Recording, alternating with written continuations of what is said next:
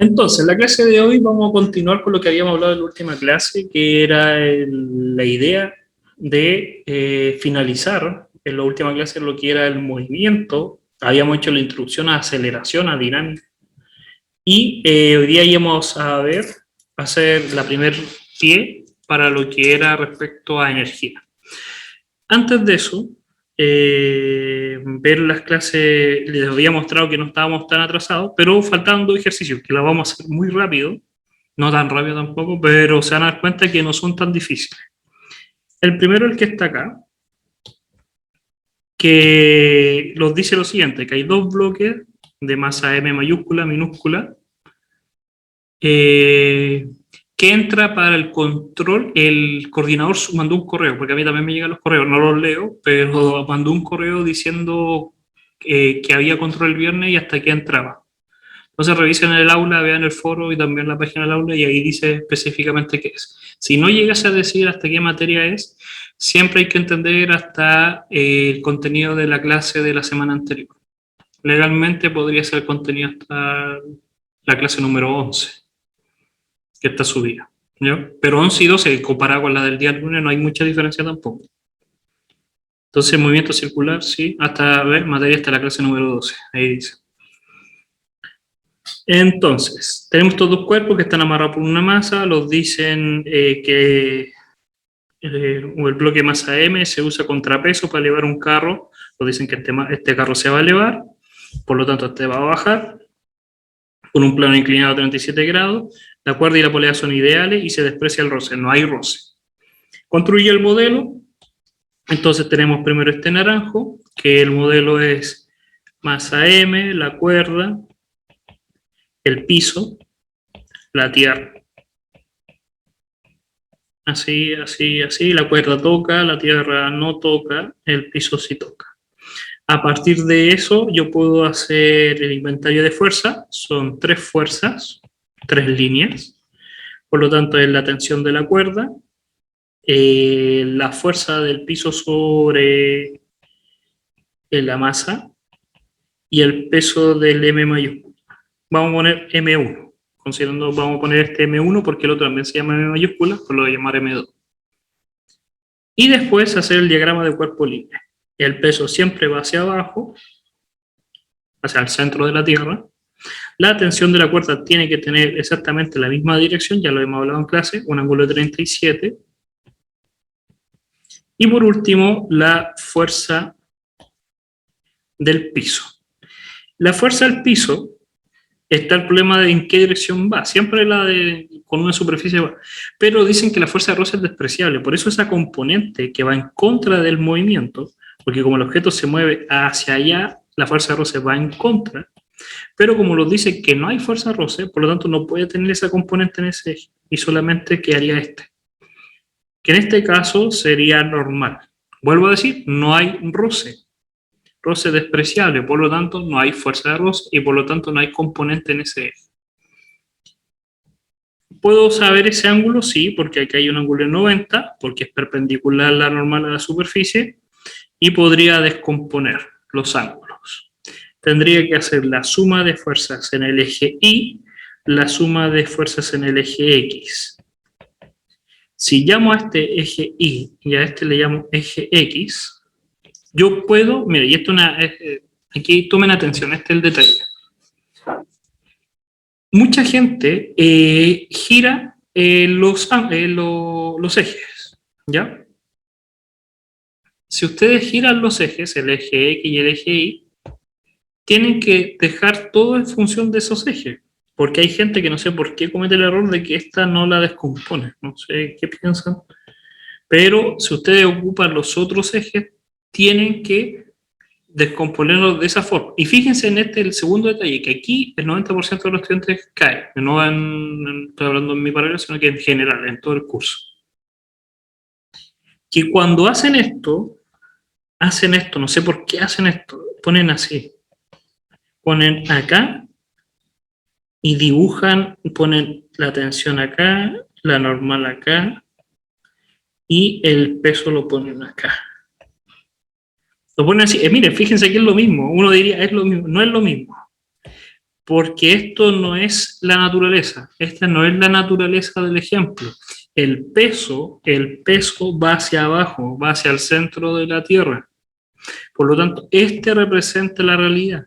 Si van a girar los ejes, porque miren, a lo que voy esto, normalmente lo que uno tendría que hacer por costumbre, decir el eje X y el eje Y son estos, porque desde que me enseñaron son esos, el horizontal y el vertical. Y lo pueden hacer así. ¿Cuál es la desventaja? La desventaja es que tienen dos vectores que son diagonales. Por lo tanto, tienen que descomponer dos vectores. Esa es la única desventaja, es descomponer dos veces. Entonces, la gente, por ahorrar tiempo, y que también es válido, dice, voy a hacer estos ejes. El vertical y el horizontal de la superficie inclinada. ¿Y por qué? Porque ya no tengo dos, sino que solamente tengo un vector que está en diagonal. Me ahorré. ¿Qué me ahorré? Descomponer dos vectores y descompuse uno. ¿Cuál es el problema? Que ahora giré un poco y visualmente me puedo complicar. Por eso hay gente que hace esto, no sé por qué hace esto. Esto no es válido, eso si lo ponen en un certamen está mal. Porque está bien girar los ejes, pero ustedes tienen que girarse. Porque el peso nunca no pueden distorsionar las direcciones de las fuerzas. Sí pueden distorsionar los ejes, porque son sistemas de referencia, son sus referencias, pero no pueden distorsionar la realidad. ¿Ya? Sí, en el caso del radial y el tangencial, del ejercicio de la clase pasada, fíjense que yo también lo hice de esa forma. Puse el radial hacia allá y el tangencial hacia allá. Lo hice en las mismas direcciones. Porque si lo hubiera hecho, hay gente que lo hace así. El tangencial es un movimiento circular. Vean el video pasado, para que entiendan lo que estamos hablando. Entonces aquí dice, pero la normal quedaría por encima del radial. No sé a qué se refiere con la normal.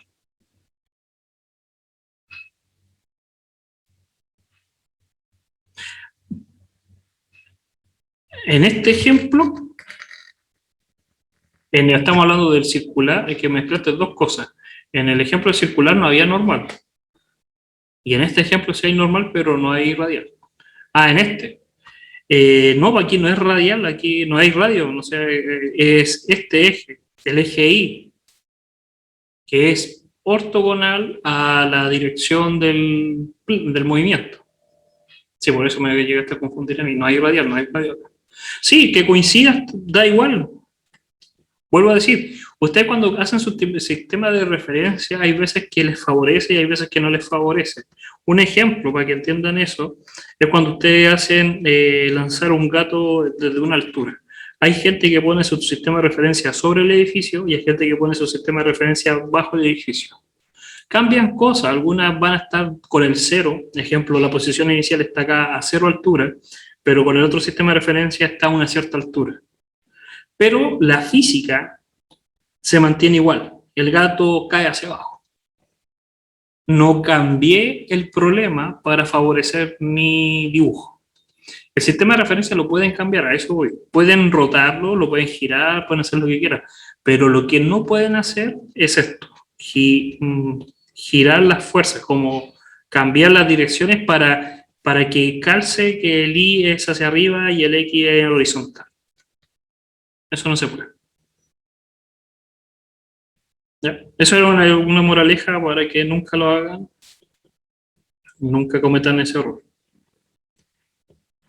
Y para que entiendan el por qué está malo, porque hay gente que no entiende el por qué está malo, y es eso, es cambiar el concepto del problema. Entonces calculamos las fuerzas, pero fíjense que mi I es hacia el ortogonal al movimiento. Como no se mueve hacia arriba y hacia abajo en el ortogonal al movimiento, al plano inclinado, la suma me tiene que dar cero, porque no hay fuerzas ni hacia allá que hagan que el objeto suba o baje en esa dirección. Mientras que las de acá y acá, esas fuerzas, no me van a dar cero. porque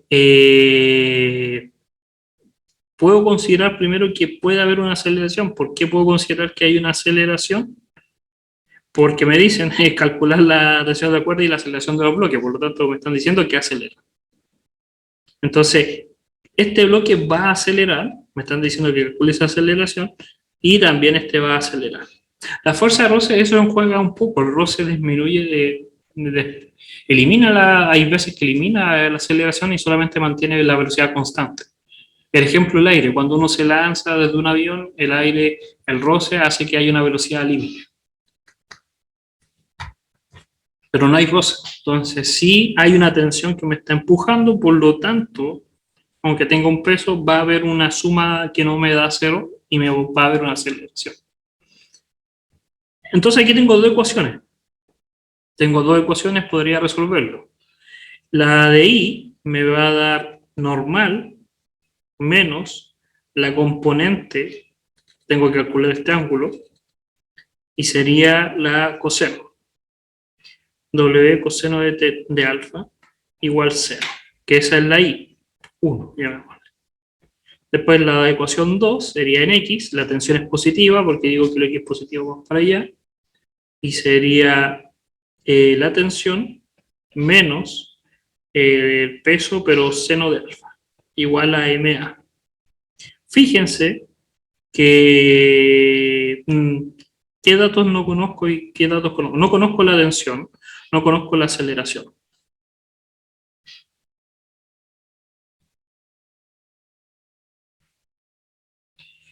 Estamos recién en el paso 3, ya este es el paso 3, el de diagrama cuerpo libre, y la predicción cuando se dice el paso 4, hay 3 posibilidades, o la aceleración es 0, o es MA, o es menos MA. Esas son las predicciones, no hay más. A eso se refiere el cuarto paso. Su compañero ahí le escribió en el chat. Las cosas cuando escriban las pueden escribir para todos porque así las leen sus compañeros y entienden. Hay un compañero que escribió el paso 4, ¿cómo yo puedo predecir la aceleración? Son esas 3 opciones, o es 0, o la aceleración es positiva o es negativa. Como me dicen que acelera, ya no puede ser 0. ¿Y cuál es la diferencia entre el A y el menos A? Es mi sistema de referencia. O el objeto se mueve hacia arriba o se mueve hacia abajo. Como sentido común me dice que este va a tener que bajar, este va a tener que subir. Podría ser al revés, pero las masas son iguales, ahí hay que ver.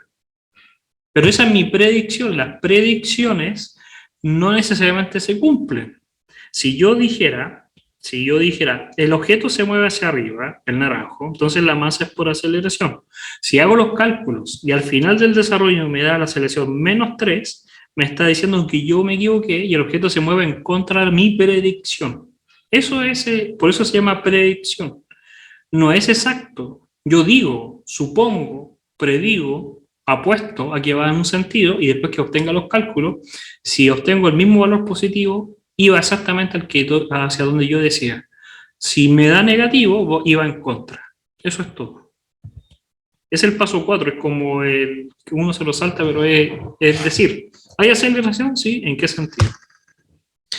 Y ahora tenemos que hacer exactamente lo mismo, pero con el otro objeto. El otro objeto es más fácil, porque simplemente está colgando. Entonces tiene M2, la Tierra, la cuerda toca la masa, la Tierra no, y el diagrama de cuerpo libre.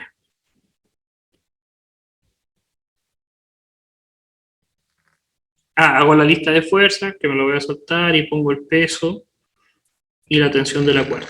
Y solamente hay en el eje Y, y no está girado. Entonces la suma de fuerzas en el eje Y me tiene que dar masa, pero yo predigo que va hacia abajo. Entonces yo digo menos la masa por aceleración, porque el objeto va con aceleración negativa hacia abajo. Esa es mi predicción. Entonces va a ser T, porque va hacia arriba positiva, menos el W del M2, igual a menos MA. Y fíjense que esta ecuación, la primera, es innecesaria, porque esto es este es un dato, el peso, un ángulo, y puedo despejar N. Con esta ecuación despejo N, nada más. la normal. Y no me sirve de nada, no me están preguntando él. Es la segunda ecuación que tiene las dos variables que me necesito, la tensión y la aceleración. Pero me falta una tercera para poder hacer dos ecuaciones y dos incógnitas. Y ahí está. Entonces, con esas dos ecuaciones puedo hacer sistema de ecuaciones lineales y resolver el sistema. Y despejar T o despejar A, encontrar el valor y después reemplazar el otro. Y obtendría el valor de la tensión y el valor de la aceleración. Pero es lo que habíamos conversado. Esos son los pasos a seguir en cualquier tipo de problema. La única diferencia que hablamos en la clase pasada era que cuando había movimiento circular, en el eje del radio iba a haber aceleración centrípeta, mientras que en el eje tangencial, a lo más había aceleración tangencial, como el nombre lo dice. Y si lo más probable es que no haya de eso. ¿Alguna duda hasta acá? ¿Todo bien? ¿Todo claro?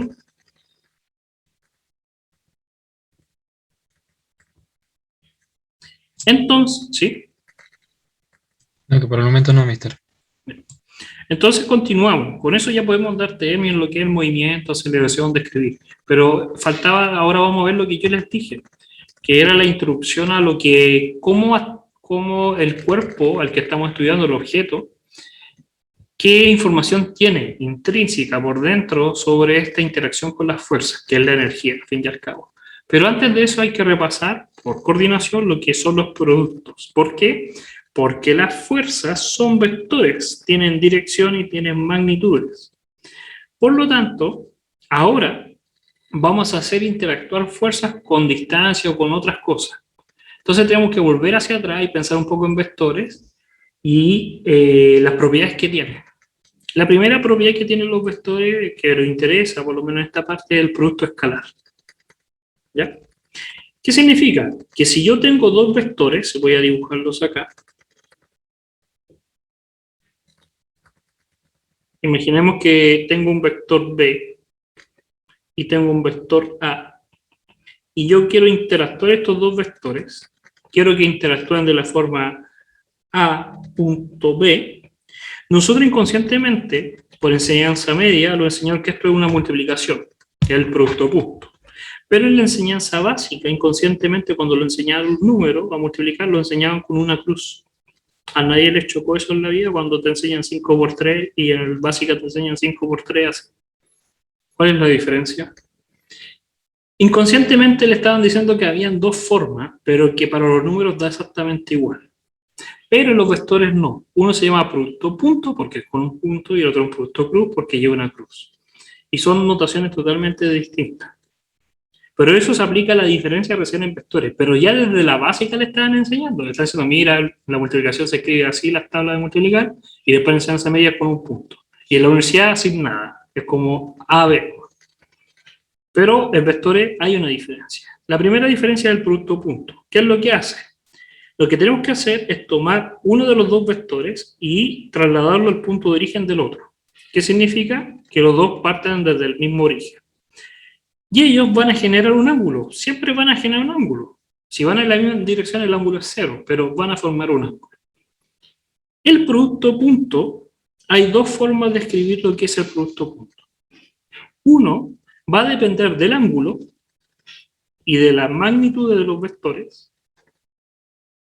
Va a depender de las magnitudes y del ángulo. Y la otra forma es descomponiendo los vectores. Es algo más algebraico. Uno es geométrico, uno es visual, y el otro es algebraico, como cálculo. ¿Ya? Esa es la gran diferencia del producto punto. El primero, vamos a hacer el geométrico. ¿Cómo calcular el geométrico? El visual, el que se puede entender visualmente. Es bien simple. Yo para calcular el producto punto, lo que estoy calculando o lo que me estoy preguntando es, primero, como van en direcciones distintas, yo lo que quiero es que estos vectores vayan exactamente en la misma dirección. Como quiero que vayan en la misma dirección, tengo que escoger una, o la del A o la del B. En este caso vamos a escoger la del B. Entonces la primera pregunta que yo me hago es, ¿qué pasaría con B si iría en la misma dirección de A?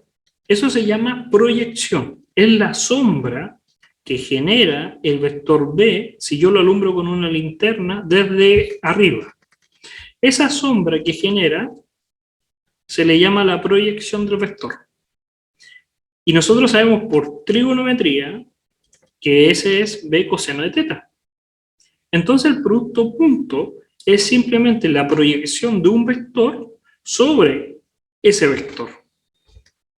El producto punto entre A y B es la proyección de un vector multiplicado por el otro vector. Y solamente las magnitudes. Me interesan las distancias. Y alguien va a decir, ¿y qué pasa si lo hago hacia el otro lado? ¿Qué pasa si en vez de proyectar en A, yo quiera proyectar en B? Que A genere la sombra. El ángulo va a ser el mismo. Es el mismo coseno. Lo único que va a cambiar va a ser el orden de las magnitudes. Por eso, en el producto punto, A por B es lo mismo que B por A. Solamente en el producto punto. Hay un video que está ahí, no sé, lleva harto años en el canal, que es una cápsula que explica sobre las proyecciones. Pueden verlo, ahí explica mucho más las proyecciones y sobre todo el producto punto, si no me equivoco, o el producto cruz. Pero ese es el producto punto. Geométricamente. La otra forma de hacer el producto punto es de la siguiente forma. Hay que descomponer los vectores algebraicamente. ¿Qué significa? Cada uno de estos vectores tiene componentes respecto al sistema de referencia original, el XY. Tiene componentes. Cada vector, imaginemos el vector B, tiene componente en el eje X, tiene componente en el eje Y, y podría tener componente en el eje Z si estamos en 3 dimensiones. Y exactamente lo mismo con el A.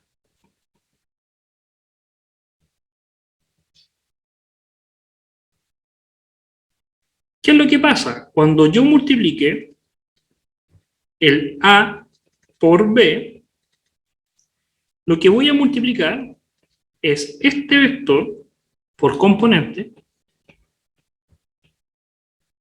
y lo voy a multiplicar por el otro.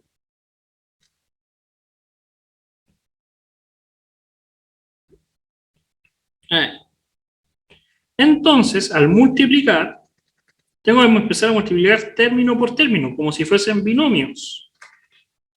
Y me van a quedar AX por BX, X por X, más, voy a hacer algunos, no voy a hacer todos, el AI por el BX y X, y así tengo que multiplicar todos los términos. ¿Qué es lo que pasa? Que el X tongo con X tongo son dos vectores unitarios, y de nuevo puedo hacer la proyección. Pero ¿qué es lo que pasa? Que los vectores X van en la misma dirección, el ángulo es 0. El X tongo con el X tongo van en la misma dirección. Por lo tanto, el ángulo es 0, y el coseno de 0, ¿cuánto vale? 1. Por lo tanto, esto no es que más que un 1. Mientras que el X y Y son perpendiculares. Es un coseno de 90. ¿Y cuánto vale el coseno de 90? 0. Entonces, palabras muy simples, en el producto punto por componente solamente sobreviven las multiplicaciones de las mismas direcciones. Los del eje X con eje X, los del eje Y con eje Y, y los del eje Z con eje Z. Y se suman. Esa es la forma algebraica, y la otra forma es la geométrica. La magnitud de A por la magnitud de B, coseno del ángulo. Y dan exactamente iguales, por si acaso, son un número. Y la pregunta es, ¿y cómo yo sé cuál voy a ocupar y cuándo no? Es bien simple, depende del problema. Si yo les digo un problema que les digo, hay una fuerza que tiene tal dirección y forma tal ángulo de inclinación, ¿Cuál de las dos fórmulas les dice a su cerebro que pueden ocupar? ¿La primera o la segunda? La segunda, porque le están dando el ángulo y ya le están diciendo, mira, es geométrico, imagínatelo, dibújalo. ¿Y qué pasaría si yo les dijera el mismo problema, pero yo le diga, esta fuerza tiene las siguientes componentes, 3,2 o así, o 3,23 en X y Z? ¿Cuál van a tener que ocupar? La primera, porque se la están dando descompuesta. Esa es la diferencia en ocupar una o la otra. Alguien puede preguntar, ¿y puedo ocupar, aunque no me den la geometría, ¿podría ocupar la geometría? Sí, pueden con un dato pasar a esta, pero el procedimiento habría que hacer geometría, descomponer el vector, calcular la magnitud, calcular el ángulo con un arco tangente, o al revés. Si me dan la magnitud y los ángulos, y quiero las componentes, podría hacerlo, pero tendría que descomponerlo. Usar el seno y el coseno. Pero para ahorrar tiempo tienes que pensar cuándo ocupar y cuándo no, pero las dos son válidas. Y acá está lo que estamos hablando. Como van en la misma dirección los I, los J y los K, el producto punto, geométricamente ese coseno que hay entre medio me va a dar 1. Mientras que los otros me va a dar 0. Fíjense, acuérdense que son unitarios, tienen magnitud 1, por eso me va a dar 1 por 1 por 1. Mientras que el otro me va a dar 1 por 1 por 0. ¿Ya? Y esa es la otra forma de escribir el producto punto. Entonces, físicamente, ¿dónde lo vamos a ocupar? El primer elemento donde vamos a ocupar esto es en el trabajo. La definición de trabajo. Ustedes están habituados, si es por costumbre, todos los humanos estamos acostumbrados a escuchar la palabra trabajo. A algunos les gusta, a otros no, pero la hemos escuchado. ¿Quién me puede decir o quién me puede escribir qué entienden ustedes por trabajo? ¿Qué es lo mínimo? Así que es lo mínimo necesario para que ustedes digan, sí, esa persona está trabajando. ¿Cuál es la definición de trabajo? Pero mínima, sí, la mínima posible. Que realice una tarea. Ahí Fernando puso, ¿alguien más? Que una acción, ¿alguien quiere dar otra? ¿O están todos de acuerdo?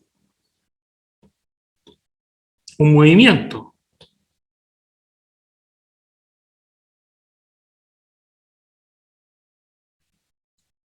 Que requiere un esfuerzo.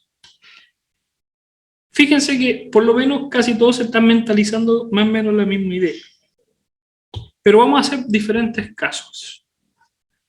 Con lo que ustedes dijeron, algunos dijeron que realiza una acción, que hay un movimiento, que requiere un esfuerzo, que realiza una tarea. Ejemplo, si yo tengo una caja grande y una persona le digo, mira, mueve esa caja, por favor trabaja y mueve en la caja. Y la caja pesa, no sé, 10 toneladas. Y una persona promedio. ¿Él está haciendo trabajo? ¿Está trabajando? Se está esforzando. Está tratando, está todo rojo ahí, tratando de mover la caja. Y está haciendo una acción, que es tratar de empujar la caja. Pero visto desde afuera, visto como el empleador o lo que sea, ¿está haciendo trabajo? ¿Sí o no? No. ¿Qué hace? ¿Qué faltaría? ¿Qué faltaría para uno decir si está haciendo trabajo?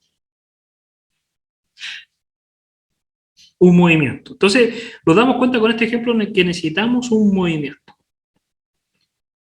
Fíjense que todos los trabajos requieren hay un movimiento. Las secretarias mueven las teclas, es un movimiento. Los panaderos mueven cosas, los que pintan mueven la brocha. Todo trabajo necesita un movimiento, aunque no lo crean. Hasta los mismos automóviles, las máquinas mueven engranajes. Entonces, es sumamente importante esto del movimiento. Y lo segundo, en el segundo ejemplo, es... no mismo tan fantástico.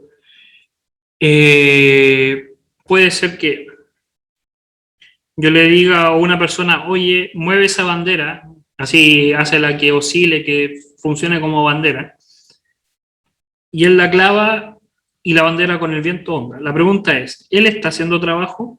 Él hizo el trabajo en poner la bandera, pero después de ponerla, de clavarla, él dice, mira, está moviéndose, estoy trabajando. Él está trabajando, hay movimiento, la bandera está cumpliendo el objetivo, la bandera se está moviendo. Pero él está trabajando, no. ¿Por qué no? ¿Qué es lo que le faltaría para poder decir que él está realmente trabajando?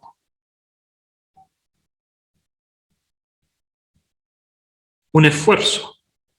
Necesitamos que ver sufrimiento, no esfuerzo, algo, lo que sea. Y eso, en física, es una fuerza. Tenemos que ver que él aplique una fuerza. Entonces, el trabajo necesita fuerza para que muevan las cosas. ¿Puedo hacer fuerza? Sí, pero si no las muevo, no es trabajo. Se pueden mover las cosas, sí, pero si se mueven mágicamente, no hay trabajo. ¿Ya? Y esa es la definición de trabajo. Vamos a usar una W mayúscula de work, en inglés trabajo, y es simplemente fuerza por un cambio de posición, porque recuerden la definición más básica que vieron de movimiento. Si yo tengo un objeto y se mueve, cambia su posición, delta R. El problema es que F es un vector y el R, delta R, también es un vector. Entonces, estamos calculando el producto punto. Esa es la definición de trabajo. ¿Qué unidades va a tener Newton por metro? Porque la fuerza se mide en Newton y la distancia se mide en metros. ¿Ya? Y es un número. Este resultado me tiene que dar un número, como ya lo vimos. En la forma de descomposición, que solamente sumo las magnitudes, o la magnitud de A por la magnitud de B o coseno de teta. Entonces, eso es el trabajo. Y uno puede hacer mucha filosofía acá. Puede filosofar toda una tarde sobre el trabajo y le va a encontrar todo el sentido. Fíjense. ¿Qué pasa si yo, un trabajador, tengo acá un auto, yo lo he visto en muchos memes esto, y un auto queda en pana y las personas empujan el auto, pero acá hay alguien arriba? ¿Esta persona está aplicando trabajo?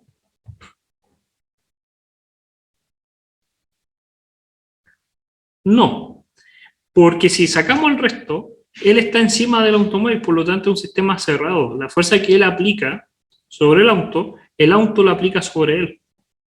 Es un par de acción y reacción. Por lo tanto, no es válido. Necesitamos una fuerza externa al objeto que aplique fuerza. ¿Ya? Segunda pregunta. Si yo tengo este objeto y se mueve hacia allá el objeto, vamos a decir que este objeto se mueve en esta dirección. Y yo aplico una fuerza en esta dirección. O realmente vamos a hacer algo más drástico. Voy a aplicar una fuerza hacia allá, hacia arriba. Mi fuerza, la que yo apliqué, generó el trabajo, genera trabajo.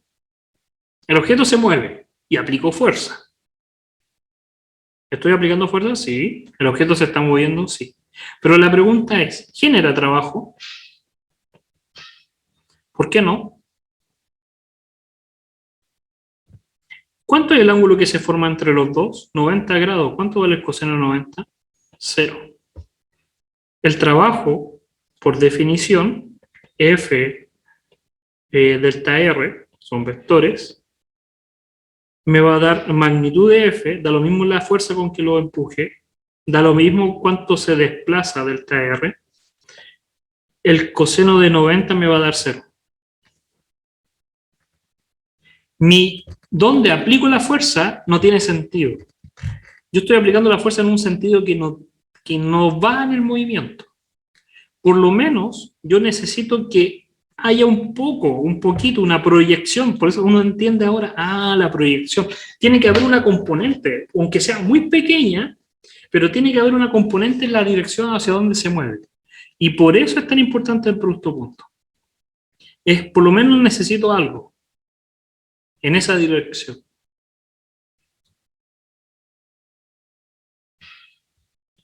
¿Ya? ¿Qué pasa si yo aplico una fuerza en contra del movimiento?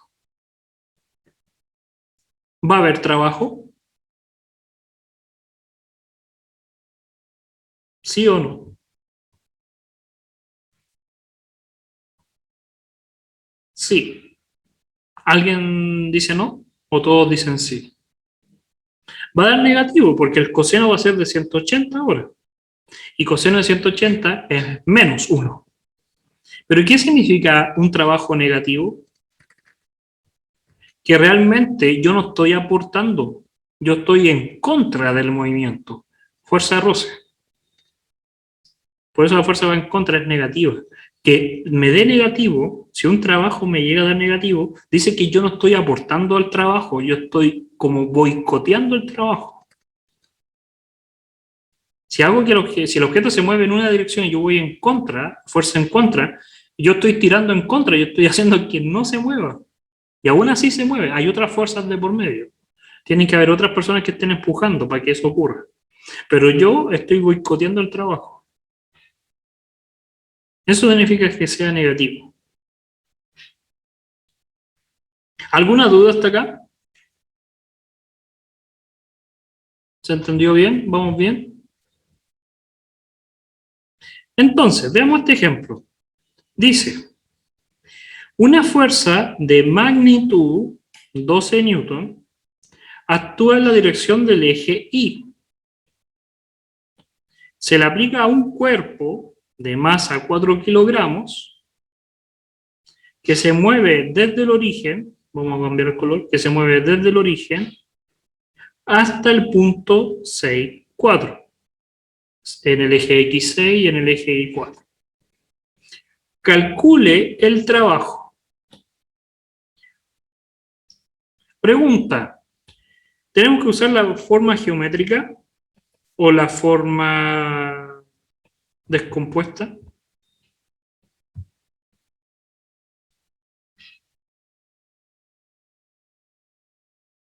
¿Cuál?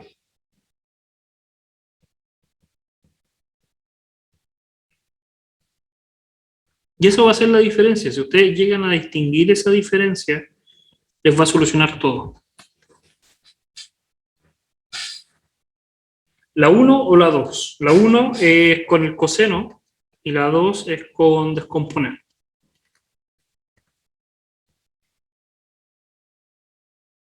Y por favor aquí todos escriban para tener una idea general de qué es lo que piensan. No, no voy a evaluar, no les voy a reprobar el curso con que me pongan la mala, pero es para yo tener una idea, para saber si tengo que profundizar un poco más esto. Son 24 personas, por si acaso.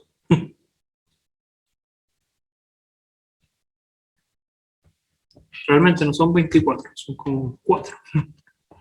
Entonces, fíjense, no los dan un ángulo. Aunque uno diría, pero mira, me están dando estas dos, yo podría calcular el ángulo. Se podría, sí, es sumamente válido calcular el ángulo. Podría tener el ángulo, porque el otro está en el eje Y, calcular el ángulo entre los dos. Tengo la magnitud de uno, que es el 12, podría calcular la magnitud del otro y lo podría hacer del 1. Pero del otro sale mucho más, vuelvo a decir, todos los métodos son viables, todos se pueden hacer, pero el segundo es más rápido, porque tengo la componente, voy a separar todo esto, y lo voy a poner con colores, tengo la componente de la distancia en X, tengo la componente de Y en X, tengo la componente Y de la fuerza, y tengo la componente que es 0 en X, porque me dice que solamente va en el eje Y. Por lo tanto, tengo esta, y la del Z no existe. Entonces, multiplicar esos 4 colores y obtengo inmediatamente el resultado. Trabajo. También lo puedo hacer con el de arriba, pero no tiene sentido. Se dan cuenta que lo más importante es observar primero. Antes de estar a la tonta y a la loca calculando, porque hay dos opciones, una me ahorra más tiempo. Fíjense ahora este problema. Es visual, inmediatamente me ponen el ángulo, me ponen el F y me ponen el FR. Automáticamente mi cerebro debería decir ya geométrico, como en el coseno, porque me están dando las magnitudes. La diferencia de este problema es que me dicen, si uno lo lee tranquilamente, dicen que hay dos fuerzas. Que hay una fuerza de 200 newton, que es la roja, vamos a poner acá, y hay otra fuerza, que es la fuerza de roce. Hay dos fuerzas. Entonces uno diría, ¿y qué hago acá? Primero pueden calcular la fuerza total, que es un vector, y tendría que calcular la fuerza de roce como vector y sumar la fuerza. Descomponer las dos y sumarlas. O lo otro es calcular el trabajo de la fuerza de roce, un doble mayúscula, vamos a poner así como esta doble, para no confundirlo con espeso, de la fuerza de roce, y el trabajo de la F. Y después que los calculen, porque es bien fácil hacerlo por separado, sumar los dos. El trabajo total es la suma del trabajo de la fuerza de roce más la de las demás fuerzas.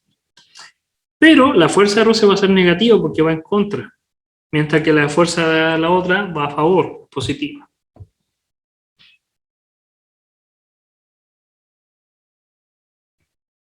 Esa va a ser la diferencia. ¿Ya? Entonces, eso es el trabajo. Lo pueden, como para terminar un poco, no agregué esta pestaña, ahí. Si yo tengo un objeto, y vamos a decir que este objeto se mueve en esta dirección, que acá está el D, pero yo a esa fuerza, a ese objeto le aplico F1, un F2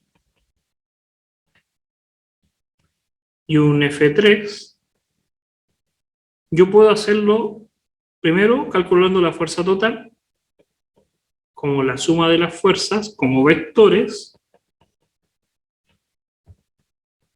y después calcular el trabajo total, como el F total, lo puedo hacer por las magnitudes, distancia y el ángulo, o lo puedo hacer por componente. O puedo hacer que el trabajo total sea la suma de los trabajos de cada fuerza por separado. La del F1 más la del F2 más la del F3. También se puede hacer. Mi recomendación, que es mucho más fácil, es hacerlo por separado. Porque al hacerlo solamente voy a obtener números y después sumo números. Mientras que al hacerlo al principio, tengo que descomponer, juntarlos y calcular la magnitud o lo que sea. Ahí depende, hay problemas y problemas. Hay que, con mucha práctica, hacer mucho ejercicio, uno va observando y dice, voy a usar este método, voy a usar este otro, porque va a depender. Fíjense que vamos a empezar a hablar de la energía cinética y de trabajo y energía, pero solamente voy a terminar con energía y trabajo de energía. La siguiente la vamos a dejar para la siguiente clase, porque mucha información también no tiene mucho sentido, entendiendo que puede ser que más de la mitad no haya visto nunca lo que es trabajo, aunque no diga no, si en el colegio lo vi, probablemente es que no. Entonces tenemos este objeto que se mueve por medio de una fuerza, ¿ya? Este objeto puede guardar una información intrínseca de adentro, que vamos a llamar energía. Hay muchos tipos de energía, cinética, potencial, elástica, por lo menos en este curso. Todas estas se le llaman energías mecánicas. ¿Por qué se llaman mecánicas? Porque antiguamente eran como los engranajes mecánicos, son cosas que podemos observar. El movimiento lo podemos observar, la altura la podemos observar, los resortes los podemos observar. Entonces, como son cosas muy clásicas, muy primitivas, las llamamos mecánicas. Entonces, a eso se llama energías mecánicas. Las energías mecánicas son la energía cinética, potencial y la elástica, por la razón. Pero vamos a partir con la primera, que es la más sencilla, la energía cinética. Pregunta: Si viene corriendo hacia mí un niño chico de 6 años, yo estoy acá, bien grande, y viene un niño pequeño de 6 años corriendo hacia mí. Y otro ejemplo, estoy yo parado y viene un camión hacia mí y los dos vienen con la misma velocidad. ¿Cuál me mueve? ¿El niño es capaz de moverme aunque venga rápido? ¿Un niño de 6, 4 años que venga corriendo hacia mí? ¿Me moverá? ¿Será capaz de moverme? ¿Qué dicen ustedes? ¿Sí? ¿No? ¿Se escucha? Hoy parece que se...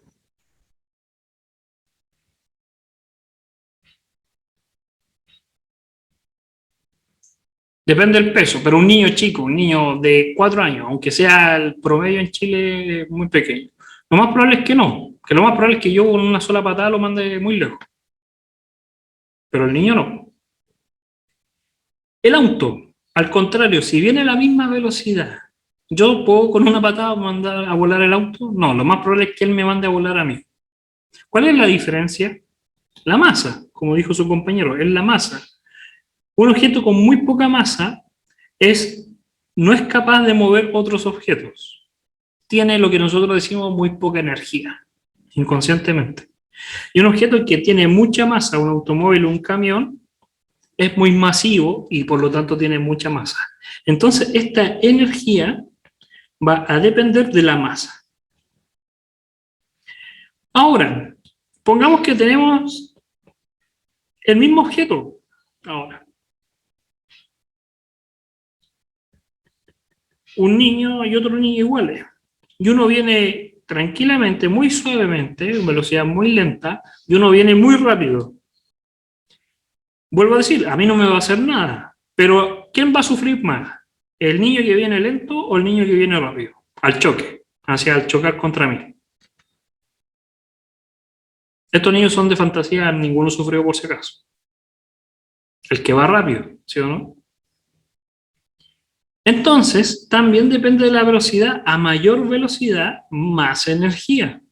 Basta que con que lo piensen con la bala de una pistola. Las balas tienen muy poca masa, pero van tan rápido que tienen mucha energía y los matan. Pero una bala es simplemente como una piedra. Hasta un cuaderno tiene más masa. Entonces, si yo le lanzo un cuaderno, los podría matar, sí, pero depende de la velocidad. Todo depende de la velocidad. Aunque sean masas muy pequeñas, si tienen velocidad muy grande, pueden hacer más daño. Entonces, sabemos que es proporcional a masa y velocidad. En física 100 ustedes hicieron análisis dimensional, ver las unidades. Si ustedes hicieran las unidades, ver por análisis dimensional las unidades, llegarían que la única forma que esto se mantenga igual es que sea un mv al cuadrado, más una constante. Y esa constante sostuvo experimentalmente, gracias a los físicos, y llegamos a la conclusión que es un medio. La energía cinética, esa es la fórmula. Es un medio de la masa por la velocidad del objeto al cuadrado. Si el objeto tiene mucha masa, va a tener energía. Pero si tiene velocidad, actar al cuadrado tiene más energía. ¿Qué quiero decir? Que si un objeto duplica su masa, duplica su energía.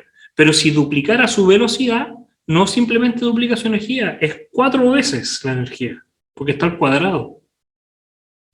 Por eso es más peligroso que algo vaya rápido a que algo sea pesado.